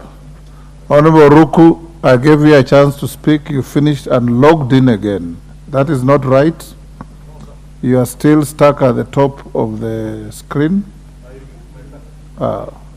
Then there is something wrong, clerk. The next goes to member for, it's called Moham, member for Nyali, is it? Yes. Asante sana Mheshimiwa Spika. Ningelipenda kuzungumzia hotuba ya rais. Yale ambayo alisema yalikuwa mambo ya wazi na aligonga ndipo. Mheshimiwa Spika, ninaposikiza waheshimiwa wenzangu wakizungumza jinsi hali ya maisha ilivyo, ninashangaa sana kwa sababu hawa wanaotuzungumza na kutuzungumzia na kutueleza haya mambo ni wale ambao walitutia katika shimo la matatizo katika taifa hili. Hawa ndio walioweza katika uongozi wao, waliweza kupora mali ya wananchi na kupelekwa katika mataifa ya nje, waliweza kutumia pesa ya wananchi vibaya na kufanya kampeni zisizo na kichwa wala mguu za BBI, na leo hawa ndio wanakaa mbele yetu na kutuambia vile ambavyo taifa hili litaendeshwa. Mheshimiwa Spika, deni ya Kenya haiwezi lipwa na mtu mwingine. Deni ya Kenya italipwa na sisi wa Kenya. Kenya ni nchi huru, nchi ambayo inajifaa kujitegemea na kuzalisha mapato yake, ajira na mambo mengine mengi, Mheshimiwa Spika. Kwa hivyo kile ambacho rais wa jamhuri amefanya ni kuhakikisha ya kwamba minyororo, mitego iliyokuwa ikiwekwa hapo awali ya sisi kila mara kuomba na kutegemea mataifa ya nje yameisha. na wakati ambapo unataka kulipa haya madeni ni lazima utafute njia mbadala ya kulipa haya madeni, na njia ni sisi wenyewe tuweze kujikomboa. Nimesikia mheshimiwa mmoja akisema ya kwamba ati rais anatoa ahadi mingi sana, achague jambo moja amalize moja. Hata wewe mheshimiwa, kwako nyumbani huli sima kila siku. Leo ni sima, kesho ni chapati, kesho ni pilau. Kwa hivyo muacheni rais wa Jamhuri ya Kenya azunguke, aende atafute. Nyinyi hata wa leo munapiga kelele kwa sababu ya upanzi wa miti. Tusipopanda miti muko na maneno, tukipanda munaanza kusema watu wameenda kupanda. Jambo ambalo ni jambo la Mheshimiwa Speaker. Member for hold Moha's time. Yes, Fatuma, what's the problem? Mheshimiwa Speaker, I would like to, honorable member, to explain to us who exactly is he talking to, because he keeps on pointing at the three of us and saying hawa ndio walichukua deni, hawa wanapiga kelele mtu ukipandwa. Tungeomba utuambie kamili unamzungumzia nani, na kama una habari mimi huu ni mwaka wangu wa kwanza kwa kwenye bunge hili, sina deni la mtu. Order, Fatuma, you are out of order. There are people like Italians who speak figuratively with their hands. The fact that you are in the direction that he's facing doesn't mean he's talking about you. Go on, Mohammed. Asante sana Mheshimiwa Speaker. Nadhani wakiambia ukweli wanatafuta vijisababu visivyo na kichwa wala mguu. Nikisema hawa ni nyinyi ambao mlikuwa katika serikali iliyokuwa hapo awali, nyinyi ambao mlienda mkadanganya wananchi na kuwaambia mambo ya porojo ilhali mlikuwa mkipora mali yao.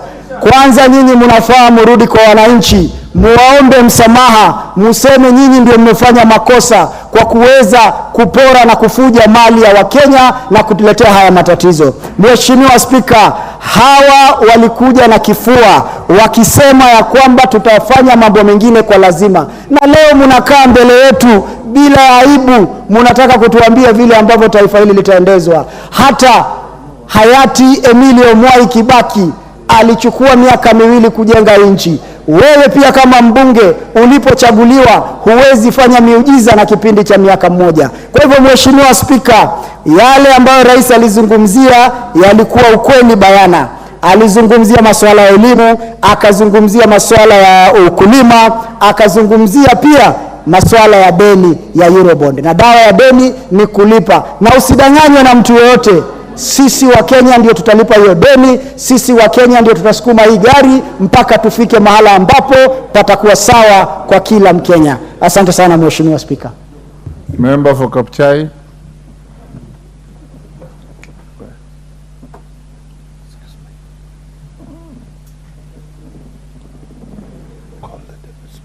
Oh, okay. Thank you, Mr. Speaker, for giving me this time to speak on the speech of the President. So, Speaker, when I listened carefully the speech of the President, Speaker, so Speaker, the President is an economic tailor. He's an economic tailor, Mr. Speaker. When you take your cloth to your tailor, Mr. Speaker, and he takes your measurement and tells you come after 2 weeks to pick your suit, Mr. Speaker. Don't sit around and see how he tears and takes the scissors to cut the clothes, Mr. Speaker. You might be worried. This President, Mr. Speaker, as an economic tailor, he has cut in the structures of this government. It's important, Mr. Speaker, to know, and to know very well, that the President, Mr. Speaker, brought in the subsidy of fertilizer. Fertilizer, Mr. Speaker, brought about the issue of food in this country. As we talk today, Mr. Speaker, most farms, we are doing the second season of the crop. Under 2,500 fertilizer of 50 kilos. Mr. Speaker, it has been made downer. Even this fertilizer has been moved from cereal headquarters, Mr. Speaker, to the sub-count levels to give farmers a chance, Mr. Speaker. We're only asking them, Mr. Speaker, that they increase the number so that most farmers get to ease. When we get a lot of food, Mr. Speaker. And I was wondering, Mr. Speaker, when I heard Honorable Bombadi, he said that he is not seeing the signs of development in this country. Mr. Speaker, when we harvest well and we have enough food, like in his constituency, Mr. Speaker, Sufurias are now busy. You cannot, if Sufurias are busy, Mr. Speaker, they have a lot of food. You can't find them on your head. And that is the reason why you are saying, the Speaker, we start with food. It's not a fact, Mr. Speaker. It depends also with the school you went through. We have something called the Kepner and Toka principle of assessing the degree of danger. And then you start from where? In your house, Mr. Speaker. If today a dog comes to bite your leg, and two, your vehicle starts rolling downwards because you left it on a free gear, and at the same time your house catches fire, and inside your house is a child who is sleeping, it's upon you, Mr. Speaker, to start making the difference. It's you to make a decision. What do you start with? That's called the Kepner and Toka principle of the degree of danger. You will first start with the house that is burning. Take out the child as the dog bites your leg because you can go to see the doctor. So, Speaker, the President has chosen on what to start with, and the first is food. If we stabilize the food factor, so Speaker, Madam Speaker, this country is getting somewhere. Two, Madam Speaker, infrastructure to the sensitive areas of this country. We need better roads, Mr. Speaker, to go inside to get where food is produced, agro-based zones, where we can get fresh milk from the farms straight and quickly, 2 hours, back to static time, to reach the centers and cooling centers. That's what we need, Mr. Speaker, in this country. We need roads that can feed in to get some of these perishable foods from inner parts of this country to come to the markets. That is what the President is focusing on. So, Speaker, I want also to say something, that the national dialogue, that due to the magnanimity of the President, due to his magnanimity, Madam Speaker, he chose that we come together and talk. We expect fruits from this dialogue. We also want to know, Mr. Speaker, that we are not doing things at futility. When it will come to this house, Madam Speaker, let us work on it and see how better we can make of it. Madam Speaker, I cannot finish if I cannot mention that the President and the First Lady are a praying family. A praying family, it makes a praying nation. And we pray together, Mr. Speaker, and we work hard. Madam Speaker, this Kenya is getting somewhere. Thank you, Madam Speaker. Well done. Okay, the Honorable Member for Kilifi South, Honorable Ken Chonga. Thank you, Madam Speaker, for this opportunity. I stand to express the feelings and the wishes of many Kenyans as far as this speech is concerned.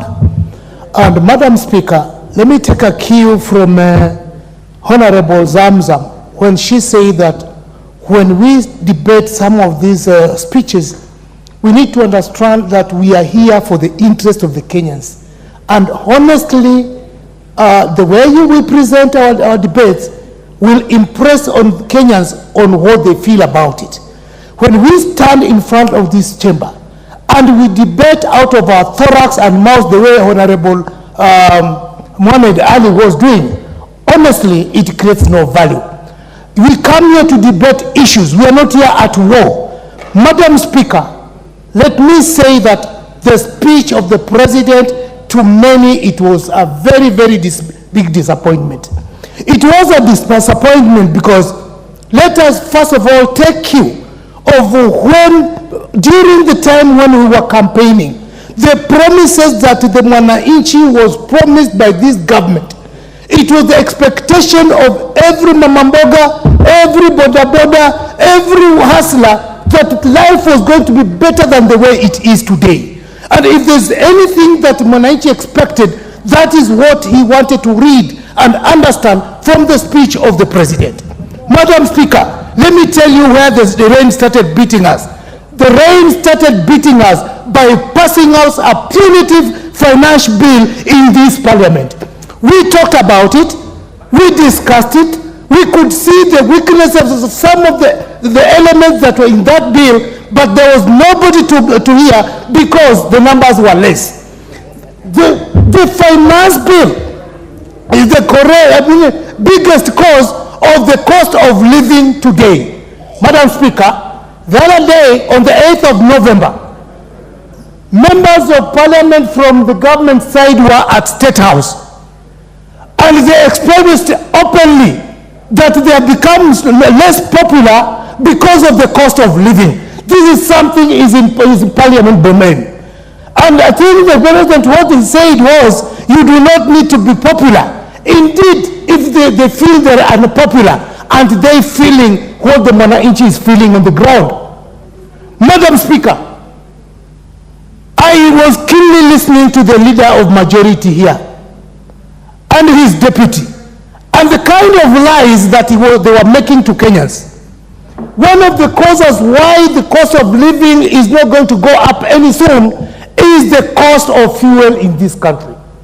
Madam Speaker, you and me know very well that Kenya went into an arrangement of government to government with the government of Saudi Arabia.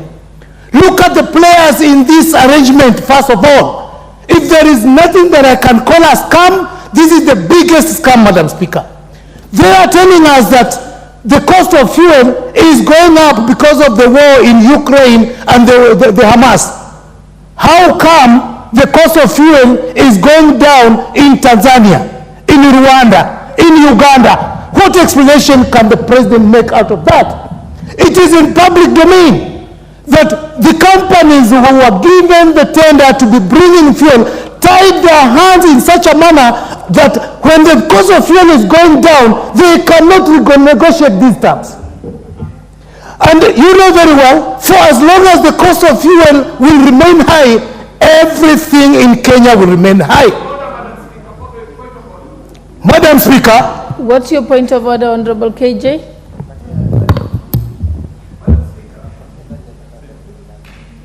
Madam Speaker, as emotive and as misinformed as the Honorable Chonga might be, is it in order for him to say that we are speaking lies here or the president is speaking lies? To the best of my knowledge, Madam Speaker, this is very unparliamentary language that goes against even our standing orders, Madam Speaker. So I think it is in order that the honorable member withdraws that statement on the issue of lies. It is unparliamentary language. He needs to withdraw and apologize, Madam Speaker. Honorable Chonga, if you make a allegation. Madam Speaker, if you heard me very well, there is nothing that I called a lie. Maybe I should use a different language for KJ to understand what I'm talking about. What did you say exactly? What I'm saying, Madam Speaker, is as the government or as the leader of majority has just put it here, that the cost of fuel in Kenya is going up just because there is war between Israel and Hamas. Why couldn't he go a step further and explain to the parliament why the cost of fuel in Tanzania, Rwanda, Uganda is going down? Simple. And if you did not understand it, for the Honorable Chonga, it is not your place to decide what a member says. You say your view and let the member say their view. Thank you. I stand guided, Madam Speaker. Madam Speaker, I know my time is up. But I just want to make this submission, and if you'll allow me, because KJ has taken almost 1 minute of mine, I want us to come to the realization that the Mwananchi is actually suffering. As much as we are fixing the agriculture sector and many other sectors, we need to know how the cost of living can come down. And if we play around with this matter, I refer back to what Pastor Mackenzie said, Kitawaramba. This government is in place because of the people who put this government in place where it is. It is the same people who are complaining about how life has become so unbearable. Conclude, Honorable Member. I'll give you an extra minute. Thank you. Thank you, Madam Speaker. So conclude. I'm concluding. Madam Speaker, with that realization that we are where we are because of the promises that we gave to the Mwananchi, be you on the opposition or on the government side, the feeling of the people on the ground is the same. Langu mimi Kiswahili nataka kusema, tusingoje kiwarambe. If we insist that everything is correct and yet everything is going wrong, then kuramba tutarambwa. Asante, Madam Speaker. The Honorable Member for Narok West, Honorable Gabriel Tongoi. What is your point of order, Leader of Majority? Honorable Speaker, thank you, Honorable Speaker. I came running from the office. So if I pant, Honorable Speaker, it's because I came running. You know, I'm a stickler to the rules and procedures of the House. And I was listening as Honorable Ken Chonga made his contribution and challenged on a point of order by the Honorable KJ. He asserted that he had not used the term lies. Honorable Speaker, we must be a house that adheres to our own rules and procedures, because the Honorable Ken Chonga asserted that the kind of lies being said to us by the Leader of Majority and his deputy. And Honorable Speaker, there is something called statement of fact. Honorable Ken Chonga has been in this house long enough to know our rules. Therefore, he cannot, on the basis of a point of order raised by Honorable KJ, assert that he did not use the term lies. He actually stated that the kind of lies being told to us, and you know, we are not speaking to Ken Chonga, we are speaking to the country, and we are not telling lies. That language is unparliamentary. We must not allow the Honorable Ken Chonga to get away with it, because we are degrading the dignity of this House by allowing members to utter careless statements without substantiating, without giving facts. Give us a statement of fact. What is it that the Leader of Majority said or his deputy said that was untrue? Honorable members do not tell lies. The Honorable Member for Kilifi North cannot be telling lies. You had He's your an honorable member of parliament. Chonga, let him finish prosecuting. Honorable Speaker, I want to ask Honorable Speaker if the Honorable Ken Chonga will not apologize and withdraw that term, Honorable Speaker. I want to move, Honorable Speaker, on standing order number 107, 108, that I ask you, if the Honorable Ken Chonga does not apologize and withdraw, that you find him to be grossly disorderly, and I shall be moving to name him Honorable Speaker, because we must restore the dignity of this House, Honorable Speaker. As I contributed, I asked all of us to be patriotic enough and to be leaders. There are things you can say in funerals, there are things you can say in rallies, but you cannot say in such an honorable House, Honorable Speaker. And I know it is exciting for those who are who are politicians and not leaders to want to say things that will excite the masses, Honorable Speaker.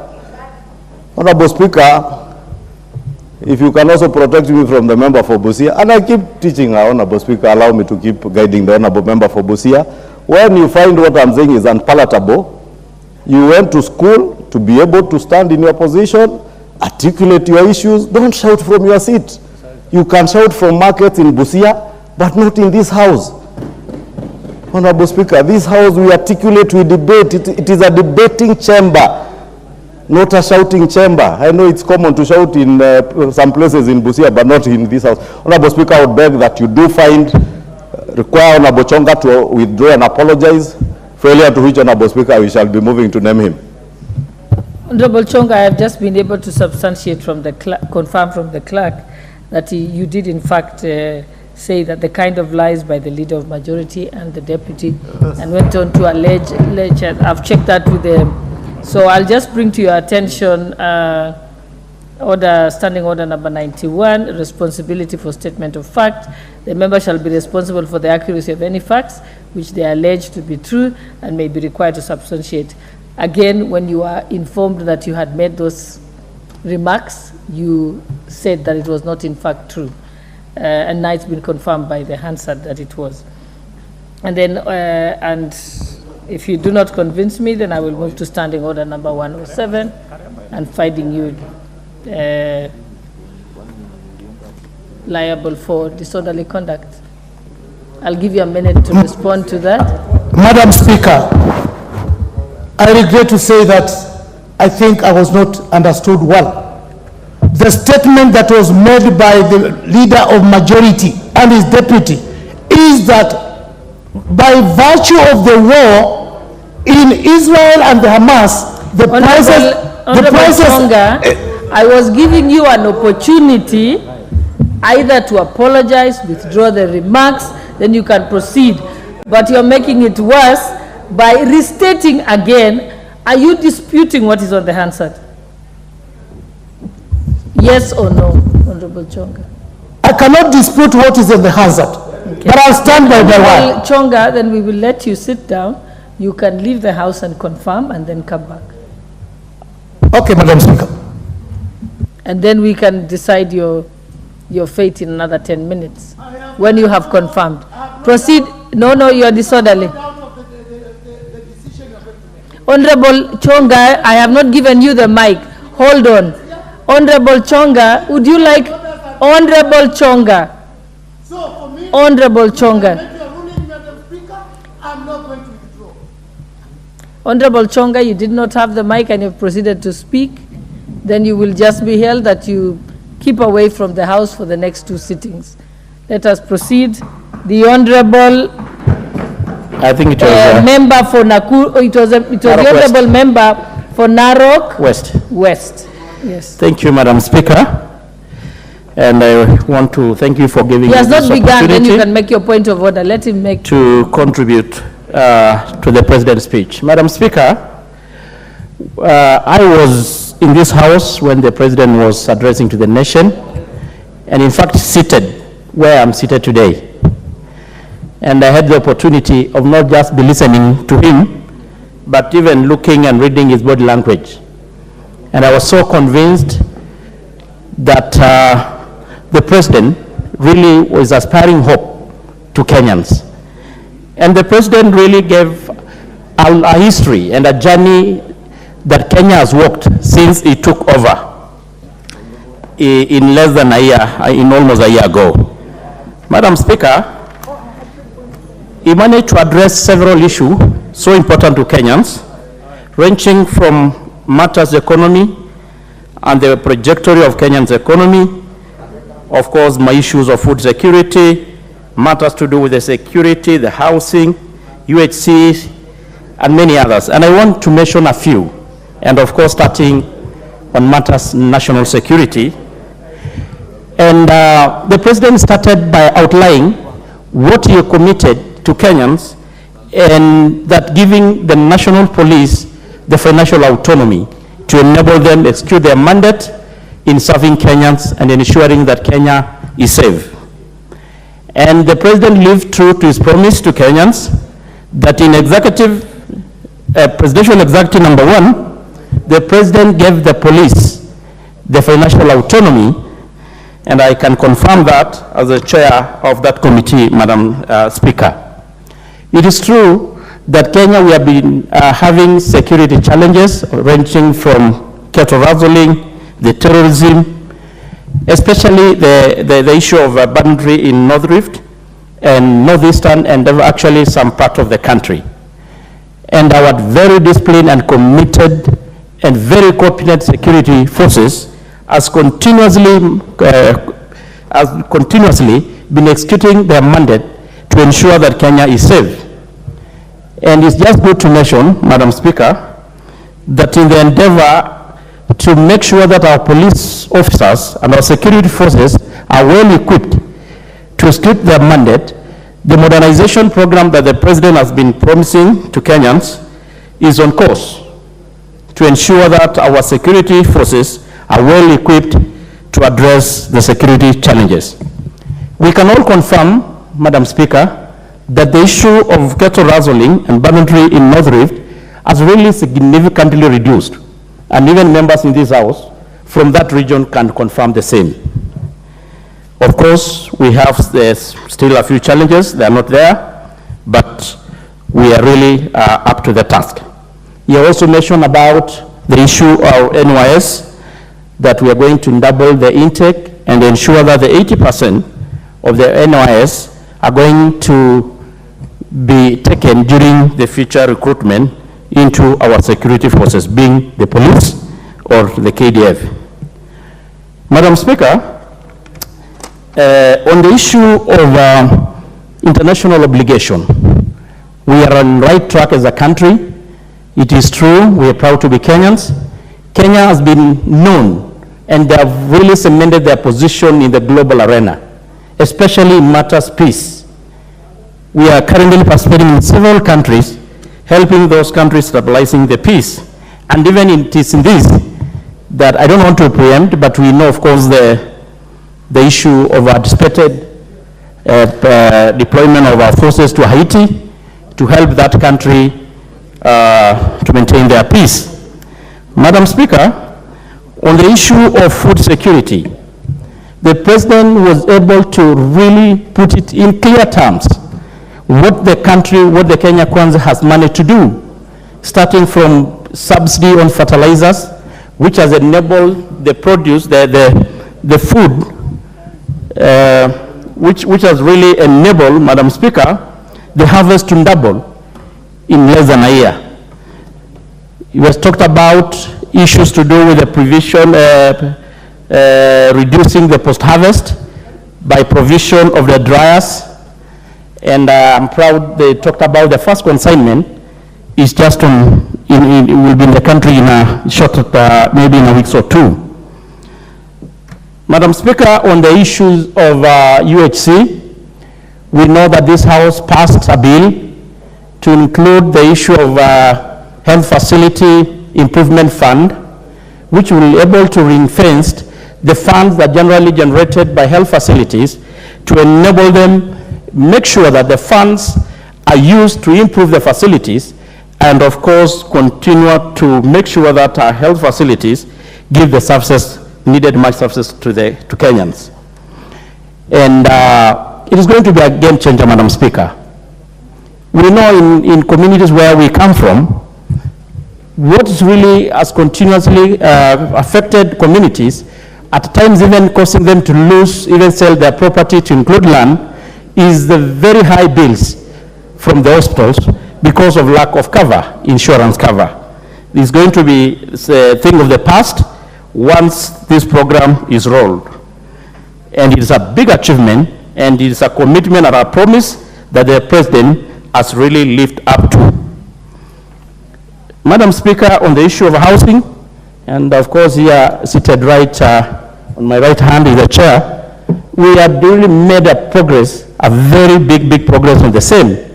There are a lot of housing units coming all over the country, and I'm sure it is in a due course, Kenyans are going to live in dignified manner. Madam Speaker, the other issue that I want really to talk about is the issue of the economy. And more importantly, the issue of the Eurobond, a debt that has continuously been a concern to Kenyans. It's true, as been reported by majority and members who have spoken ahead of us, we were in a hole. When the Kenya Kwanza government took over, we know the kind of burden, the kind of debts that are really on our shoulders.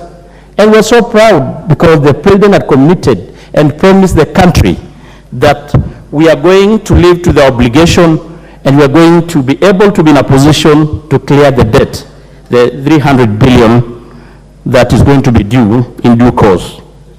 And it's something that, of course, it has been a concern to the country.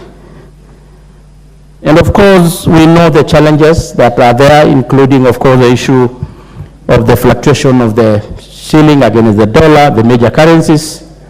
We know, of course, the issue members have been talking about, the cost of living, the issue of the cost of petroleum product. But, Madam Speaker, it's good to note, and members should be very honest, it's an issue that is beyond Kenya as a country. It's a global challenge, it's a global problem. But the President is doing his best, the Kenya Kwanza government is doing their best to cushion Kenyans. Subsidy is never, Madam Speaker, a solution to it. And I think the President made it very clear. The right thing to do is to do subsidy to the production, not consumption. And that is exactly what they're doing. Where the government to government, Madam Speaker, is a mechanism and a means of trying to lower the cost of petroleum product. And if the president did not take the intervention, I'm sure we could be talking of a different story now.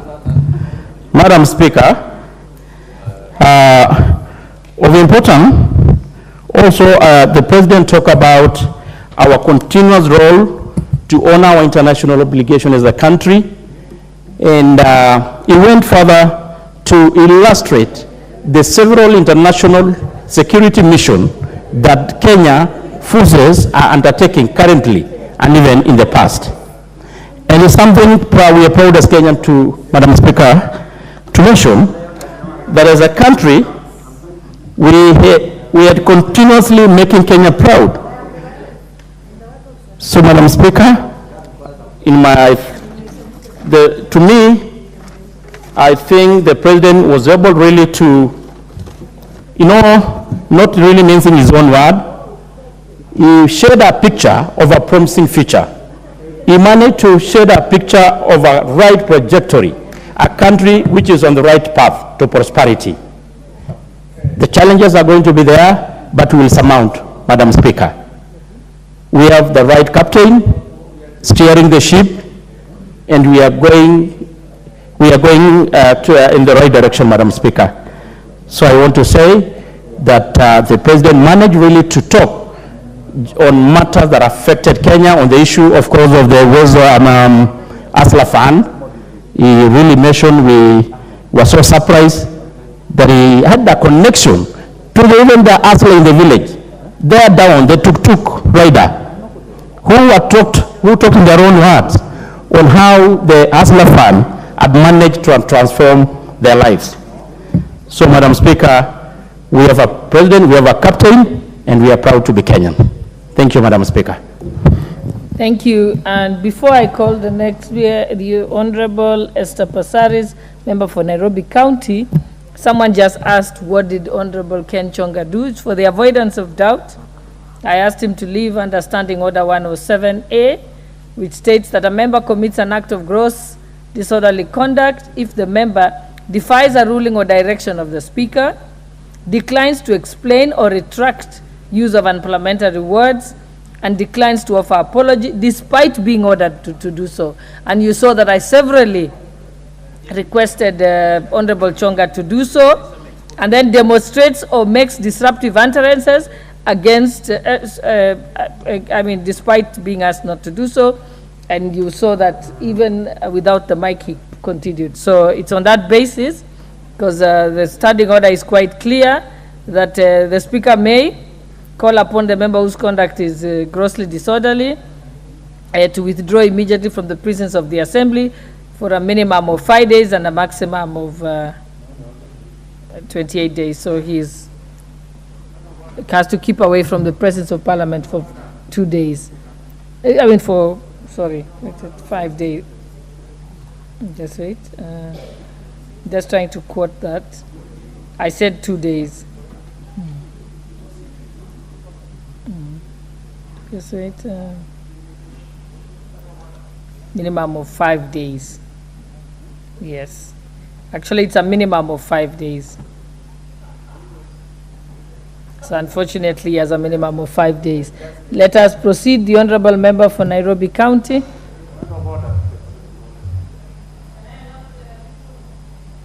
Member has not even spoken, Honourable Passaris. What is the point of order about? Because no one has spoken yet. Let's proceed, Honourable Passaris. No one has spoken yet. You can't have a point of order over nothing. Proceed.